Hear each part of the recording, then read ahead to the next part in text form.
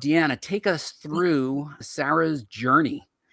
So where did you get your start with editorial? Did you want to be an editor or did you kind of fall into it? Well, that's sort of a two-pronged question. Yes, I did always wanted to be an editor. All I ever kind of wanted to do is sit around and read. And that was actually a problem for my mom, because when she would try to punish me, I'd be like, oh no, banish to my room where all my books are. How sad. So I did always want to be an editor. I got my start actually at Penguin, which is now Penguin Random House, in the Tarcher division, which was New Age. So it was interesting because that is definitely not very much my jam, and it remains very much not my jam. And then somebody I know, her supervisor at the time was moving to Vertigo. They were going to do a run of graphic novels.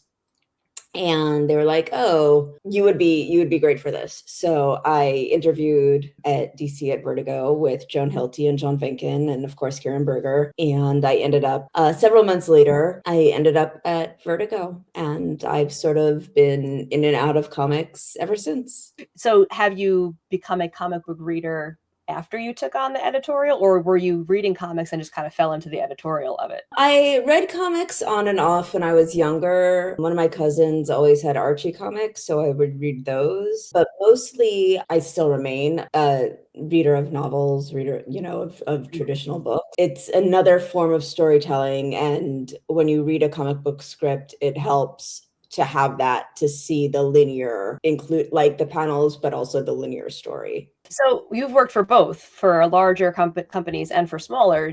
Mm-hmm. Do you see a massive difference in how you approach the books, or is it pretty much you have a process and that's how you approach when you edit? I did play two different roles, because when I was at Vertigo, I was an assistant. I wasn't given the same kind of liberty and the same amount of freedom as at Ahoy, and also as a freelancer, where if I find a project that I really love, I can say like, listen, this is something that we should do, this is something that we should pick. Or, as I said, as a freelancer, if somebody approaches me with something, I'd be like, yeah, let's do this.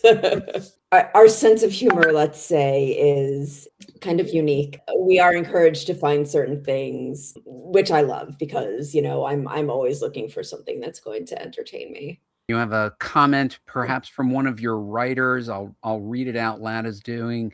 Thank you for helping make some of my bad ideas gooder, Sarah, and not letting people know I can't punctuate. So Kwanzaa O says that. I guess you know Kwanzaa O. I do. I'm his editor. All right.